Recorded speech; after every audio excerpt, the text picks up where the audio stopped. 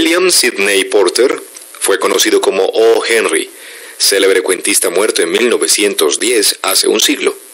Los finales sorpresivos de sus cuentos dieron un sello de identidad a su producción.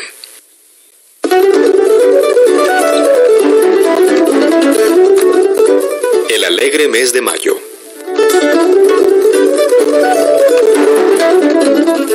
Les ruego que le propinen un buen golpe al poeta cuando les cante las alabanzas del mes de mayo. Se trata de un mes que presiden los espíritus de la travesura y la demencia. En los bosques en flor rondan los duendes y los trasgos. Puck y su séquito de gnomos se dedican febrilmente a cometer desaguisados en la ciudad y en el campo. En mayo, la naturaleza nos amonesta con un dedo admonitorio, recordándonos que no somos dioses, sino superengreídos miembros de su gran familia. Nos recuerda que somos hermanos de la almeja y del asno, vástagos directos de la flor y del chimpancé, y primos de las tórtolas que se arrullan, de los patos que graznan, y de las criadas y los policías que están en los parques. En mayo, Cupido hiere a ciegas. Los millonarios se casan con las taquígrafas.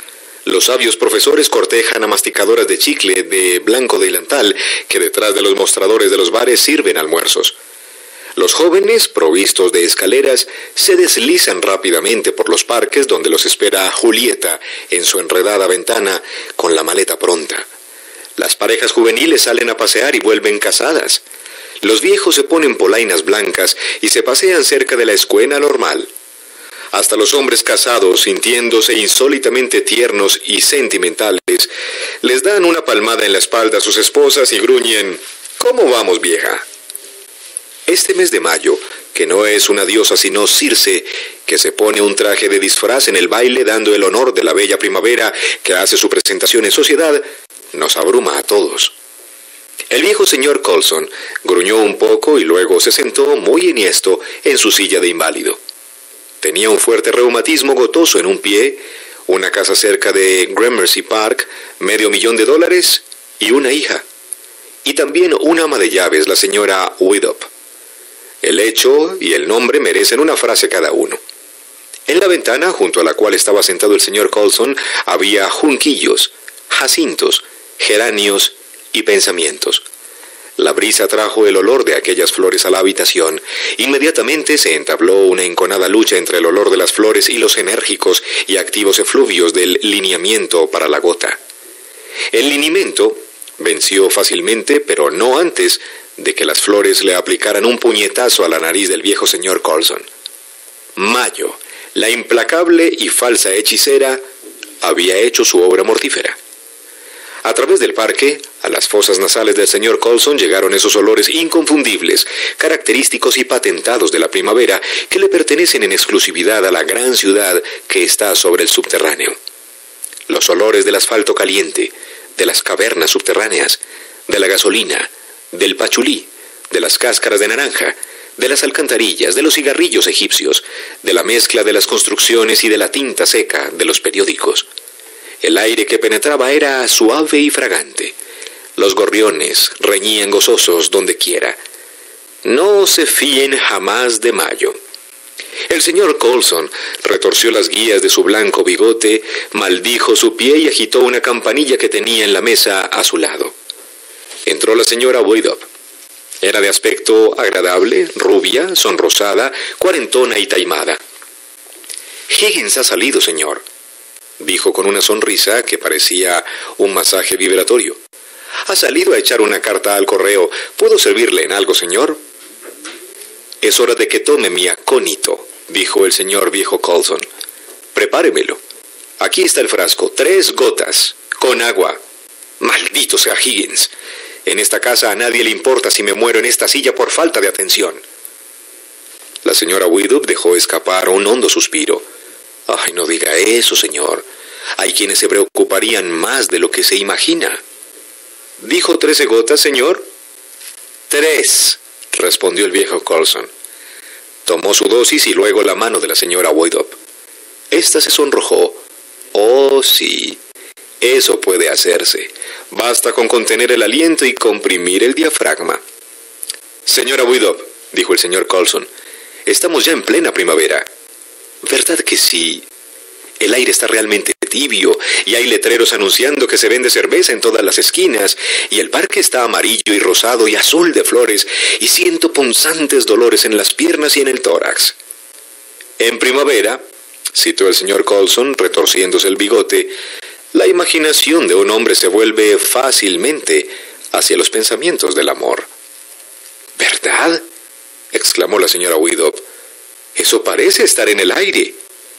Señora Widdop, esta casa sería solitaria sin usted, continuó el viejo Colson. Soy viejo, pero tengo una respetable suma de dinero, $500,000 en títulos del gobierno y el sincero afecto de un corazón que, aunque no late ya con el primer ardor de la juventud, puede palpitar aún con un auténtico... El sonoro estrépito de una silla derribada cerca de la puerta de vidriera del cuarto contiguo interrumpió a la venerable y confiada víctima de Mayo.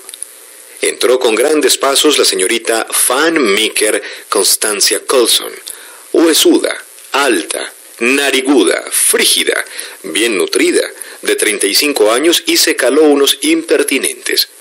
La señora Widdop se inclinó precipitadamente y arregló los vendajes del pie gotoso del señor Colson. «Creí que Higgins estaba contigo», dijo la señorita Van Meeker Constancia. «Higgins ha salido», explicó su padre, y la señora Widdop atendió el llamado. «Ya estoy mejor, señora Widdop, gracias». No necesito más». El ama de llaves se retiró encarnada como una amapola bajo la fría e inquisitiva mirada de la señorita Colson. «Este tiempo primaveral es hermoso, ¿verdad, hija?», dijo el viejo afectado y comprensivo. «Precisamente», replicó la señorita Van Meeker Constancia Colson, con tono algo vago. «¿Cuándo se va de vacaciones la señora Widdop, papá?» «Creo que dentro de una semana», dijo el señor Colson. La señorita Van Meeker Constancia se quedó parada durante un minuto junto a la ventana, contemplando el pequeño parque anegado por el tibio sol de la tarde. Con ojos de botánico examinó las flores, las armas más poderosas del insidioso mayo. Con el frío pulso de una virgen de colonia, soportó el embate de la etérea dulzura. Los dardos del agradable sol retrocedieron helados ante la fría panoplia de su inconmovible pecho. El olor de las flores no despertaba sentimientos suaves en los explorados recovecos de su dormido corazón. El gorjeo de los gorriones le causaban dolor. Se burlaba de Mayo. Pero aunque la señorita Colson era inexpugnable ante los ataques de la estación, era lo bastante sagaz para apreciar a su padre. Sabía que los hombres de edad y las mujeres de ancha cintura saltaban como pulgas amaestradas en el ridículo séquito de Mayo, el alegre burlador de los meses. Había oído hablar ya de caballeros viejos y estúpidos que se casaban con sus amas de llaves. Qué humillante era, después de todo, aquel sentimiento que se llamaba el amor. A las 8 de la mañana siguiente, cuando llamó el repartidor de hielo, la cocinera le dijo que la señorita Colson quería hablar con él en el subsuelo. El repartidor, algo asombrado y a título de concesión, se bajó las mangas de la camisa, dejó sus anchos con el hielo sobre un cantero y entró. Cuando la señorita Van Meeker Constancia Colson le dirigió la palabra, se quitó el sombrero. «Hay una entrada por los fondos a este subsuelo», dijo la señorita Colson, «y puede llegarse a ella a través del baldío contiguo donde están practicando las excavaciones para un edificio. Quiero que usted me traiga por ese camino, en el término de 2 horas, 500 kilos de hielo. Quizás necesite la ayuda de 1 o 2 hombres más. Le mostraré dónde quiero que lo pongan. También necesito que me traiga 500 kilos diarios por el mismo camino durante los 4 días próximos. Su compañía puede anotarnos el hielo en la cuenta de todos los meses. Tome por su molestia extra». La señorita Colson le tendió al repartidor un billete de $10.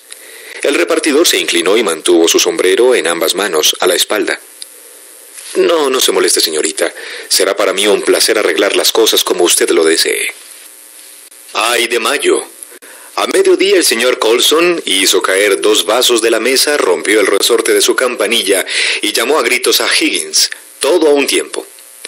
«Traiga un hacha o mande a buscar 1 litro de ácido prúsico o a un agente de policía para que me mate a tiros», ordenó sardónicamente.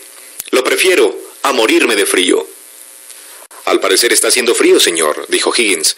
No lo había notado antes. Cerraré la ventana, señor. Hágalo. Y a esto lo llaman primavera. Si dura mucho volveré a Palm Beach. Esta casa parece una morgue. Más tarde entró respetuosamente la señorita Colson a preguntar por la gota de su padre. Constancia, dijo el viejo, ¿cómo está el tiempo en la calle? Claro, pero frío, respondió la señorita Colson. Se diría que estamos en pleno invierno. Es un caso en el que el invierno se demora en el regazo de la primavera, dijo la joven mirando distraídamente por la ventana, aunque la metáfora no es del gusto más refinado.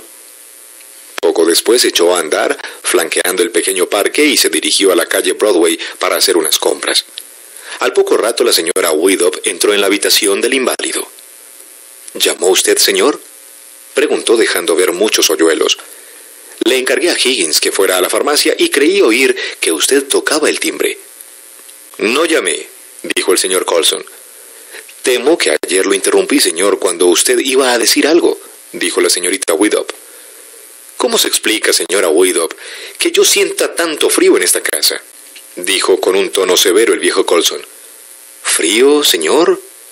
Caramba, ahora que me lo dice realmente me parece sentir frío en la habitación. Pero afuera el tiempo es tibio y hermoso como en pleno junio. ¿Y cómo le hace saltar a uno el corazón este tiempo, señor? Y la hiedra ha brotado sobre el flanco de la casa, y los organillos tocan, y los niños bailan en la vereda. Es la mejor oportunidad para decir lo que uno siente. Usted ayer decía, señor... Mujer, es usted una tonta, bramó el señor Colson. Yo le pago por cuidar de esta casa.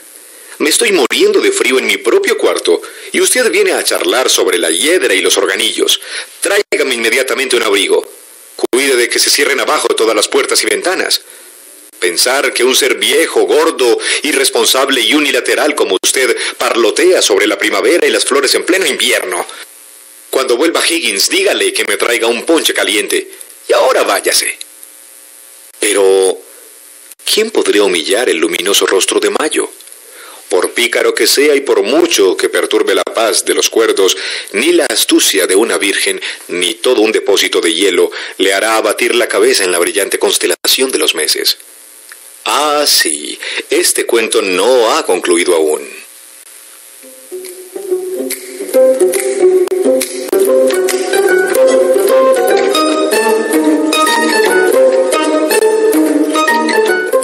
Transcurrió una noche y Higgins le ayudó al viejo Colson por la mañana a instalarse en su silla junto a la ventana. El frío había desaparecido de la habitación. Penetraban olores celestiales y una fragante dulzura. Entró la señora Widdop y se paró junto a la silla. El señor Colson tendió su huesuda mano y aferró la regordeta de su ama de llaves. Señora Widdop, esta casa no sería un hogar sin usted, dijo. Tengo $500,000. Si eso y el sincero afecto de un corazón que ya no está en la flor de la edad, pero que aún no se ha enfriado, pudiera... Ya he descubierto la causa del frío, señor, dijo la señora Widdop, reclinándose contra la silla del señor Colson. Era el hielo. El hielo por toneladas, acumulado en el subsuelo y en el cuarto de la caldera, en todas partes. Cerré los registros por los cuales penetraba el frío en su habitación, señor Colson. Pobrecito. Y ahora estamos de nuevo en mayo. Un corazón sincero, prosiguió el viejo Colson, divagando un poco, que la primavera ha hecho revivir y... Pero... ¿qué diría mi hija, señora Widdop? No tema, señor, dijo jovialmente la señora Widdop. La señorita Colson se fugó anoche con el repartidor de hielo.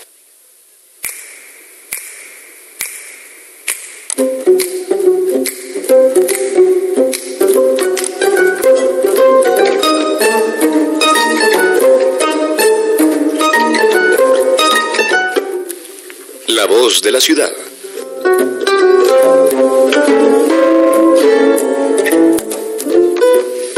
Hace 25 años los colegiales solían recitar la lección con un sonsonete. El estilo con el que pronunciaban aquella salmodia monótona era una mezcla de sermón de obispo y zumbido de aserradero fatigado. No pretendo con ello ofender a nadie. Tiene que haber por fuerza maderos y serrín. Me acuerdo de una bonita e instructiva cancioncilla que surgió de la clase de fisiología. La línea más sorprendente de todas era esta. El hueso más largo del cuerpo humano es la espinilla. Qué maravilloso habría sido si todos los datos corporales y espirituales que conciernen al hombre hubiesen sido inculcados tan melodiosa y lógicamente en nuestros jóvenes cerebros. Pero los conocimientos que adquirimos en anatomía, música y filosofía fueron exiguos. El otro día me sentí confuso de repente. Necesitaba un rayo de luz. Regresé a aquellos días del colegio en busca de ayuda, pero entre todas aquellas armonías nasales que pronunciábamos como en un lamento desde los duros bancos, no pude recordar ni una sola que hablase de la voz del género humano en aglomeración. En otras palabras, del mensaje vocal articulado de la humanidad en masa. En otras palabras, de la voz de una gran ciudad. No es la voz individual lo que está ausente. Entendemos la canción del poeta, el murmullo del arroyo, las palabras del hombre que nos pide $5 hasta el lunes siguiente, las inscripciones de las tumbas de los faraones, el idioma de las flores, los enérgicos golpes de batuta del director de orquesta y el preludio que entonan los cántaros de leche a las 4 de la madrugada. Algunas personas de oído muy fino llegan incluso a asegurar que son capaces de percibir las vibraciones del tímpano producidas por la conmoción del aire que emana del señor Henry James. Pero, ¿quién puede desentrañar el significado de la voz de la ciudad? Salí a la calle para descubrirlo. Primero fui a preguntarle a Aurelia. Llevaba un vestido de batista blanco y un sombrero con flores, y por todas partes se agitaban a su alrededor cintas y colgajos. Dime, le pregunté con un tartamudeo porque yo no tengo una voz propia, ¿qué es lo que la enorme, inmensa ciudad dice? Ha de tener alguna clase de voz. ¿Te habla a ti alguna vez? ¿Cómo la interpretas tú? ¿Es una masa ingente? Pero tiene que existir una clave. ¿Como la llave de un baúl de Saratoga?, preguntó Aurelia. No, le respondí. No lo trivialices, por favor. Se me ha metido en la cabeza que cada ciudad tiene su voz. Todo ser tiene algo que decirle a quien puede escucharlo. ¿Qué te dice a ti la gran ciudad? Todas las ciudades, aseguró Aurelia con tono judicial, dicen lo mismo. Cuando lo dicen llega siempre un eco de Filadelfia, así que somos unánimes. Aquí hay 4 millones de personas, dije yo con tono escolástico, comprimidas en una isla que es una especie de jamón rodeado por el agua de Wall Street. La conjunción de tantas unidades en tan pequeño espacio ha de resultar en una identidad, o más bien una homogeneidad, que encuentre su expresión oral en un canal común. Es, como si dijéramos, una especie de acuerdo de traducción, concentrado en una idea general cristalizada que se revela a sí misma como lo que podría ser denominado la voz de la ciudad. ¿Puedes decirme cuál es? Aurelia sonrió de un modo maravilloso. Se sentó en el escalón más alto de la entrada de su casa. Una insolente ramita de hiedra se agitó rozándole la oreja derecha. Un atrevido rayo de luna jugueteó sobre su nariz, pero yo permanecí impasible, niquelado. Tengo que ir a descubrir, dije, cuál es la voz de esta ciudad. Otras ciudades tienen voz. Es una misión que he de cumplir. Tengo que conseguirlo. Escucha, Nueva York, proseguí alzando la voz. Más te vale no alargarme un cigarro y decirme, oh amigo, no puedo hablar para la prensa. Ninguna otra ciudad se comporta de ese modo. Chicago dice tajante, lo haré. Filadelfia dice, debería hacerlo. Nueva Orleans dice, lo solía hacer. Louisville dice, no se preocupen si lo hago. San Luis dice, lo siento. Pittsburgh dice, esfúmate. Y Nueva York... Aurelia sonrió. Muy bien, dije, me iré a otro lugar y lo descubriré.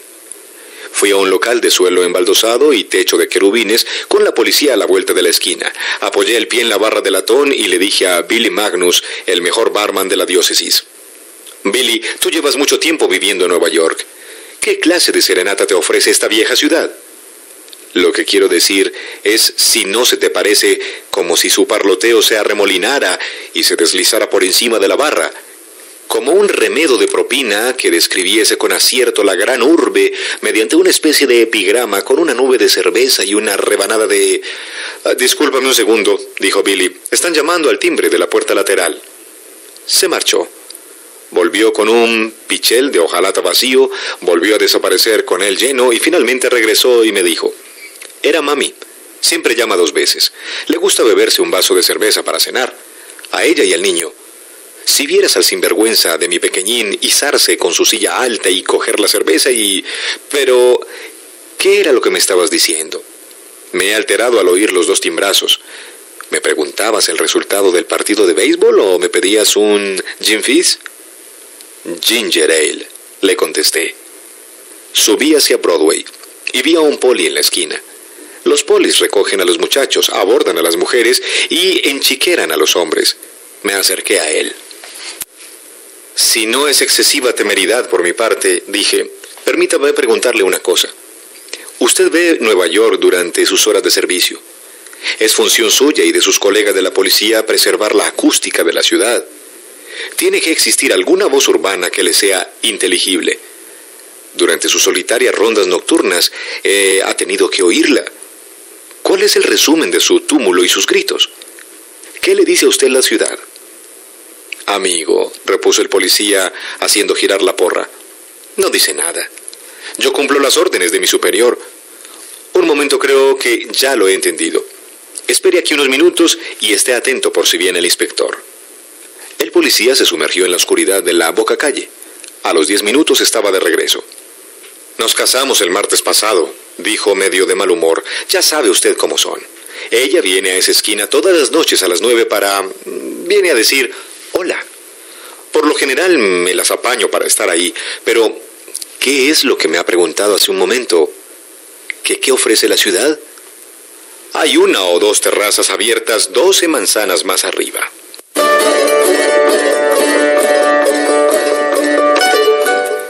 Crucé por una pata de gallo de rieles de tranvía y fui paseando por el borde de un parque umbrío. Una diana artificial, dorada, heroica, serena y dominada por el viento, brillaba con luz trémula sobre su pedestal bajo el claro resplandor de su tocaya en el cielo. Y entonces llegó mi poeta con el sombrero puesto, apresurado, peludo, emitiendo dáctilos, espondeos y troqueos. Lo agarré. Bill, le dije, en la revista se le llama Cleón, échame una mano. Me ha sido encomendada la misión de descubrir la voz de la ciudad. Es una orden especial, ¿entiendes? Normalmente todo suele reducirse a un simposio que comprende las opiniones de Henry Clews, John J. Sullivan, Edwin Markham, May Irwin y Charles Shaw. Pero este asunto es muy distinto. Queremos una vocalización amplia, poética y mística del alma de la ciudad y su mensaje. Tú eres el más adecuado para ayudarme. Hace algunos años, un hombre se fue a las cataratas del Niágara y nos trajo su timbre de voz. La nota estaba como unos 2 pies por debajo de la de sol más baja del piano. Y no creo que se pueda decir a Nueva York a una nota, a menos que esté algo más confirmada que esa. Pero dame una idea de lo que podría decir si supiese hablar. Forzosamente tiene que ser un discurso poderoso y de largo alcance. Para llegar a él tenemos que captar el tremendo estrépito de los acordes del tráfico diurno, las risas y la música de la noche, los tonos solemnes del doctor Parkhurst, el ragtime, los lamentos, el sigiloso murmullo de las ruedas de los taxis, los gritos de la gente de publicidad, el campanilleo de las fuentes en las azoteas ajardinadas, el vocerío del vendedor de fresas y los cronistas del Everybody Magazine, los susurros de los amantes en los parques.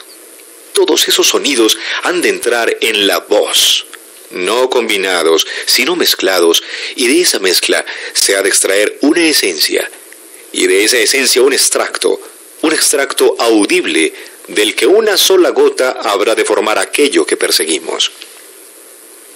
¿Te acuerdas?, dijo el poeta soltando una risita sofocada, de aquella chica de California que conocimos la semana pasada en el estudio de Stever. Pues voy ahora a verla. Repitió aquel poema mío, El tributo de la primavera, palabra por palabra. Es la proposición más inteligente de esta ciudad en ese momento. Dime, ¿qué aspecto tiene esta condenada corbata? He estropeado 4 antes de lograr que una quedase bien. ¿Y la voz sobre la que te he preguntado?, inquirí. No, ella no canta, dijo Cleón, pero tendrías que oírla recitar mi Ángel de la brisa de la costa.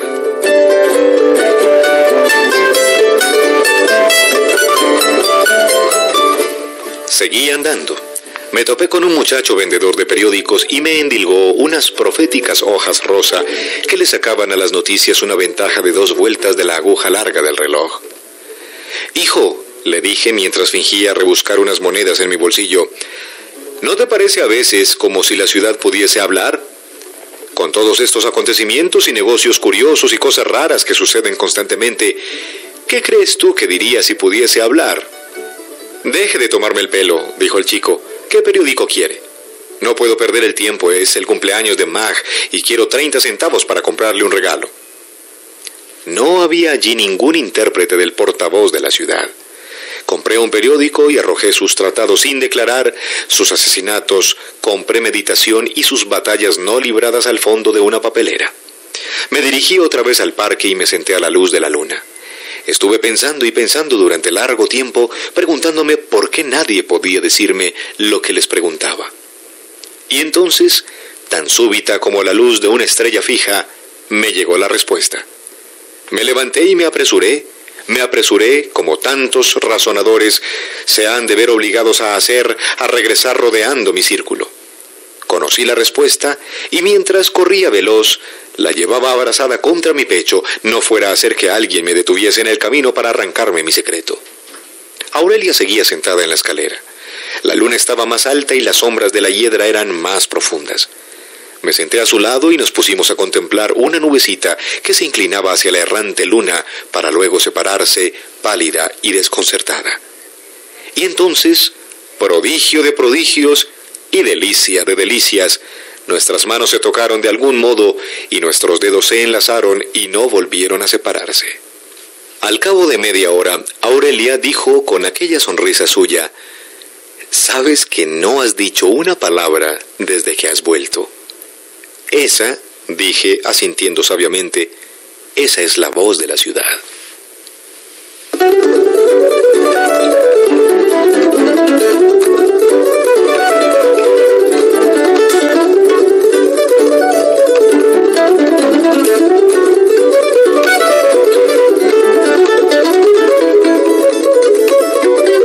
En Literatura para Oír les hemos presentado O. Henry, el cuentista, autor norteamericano.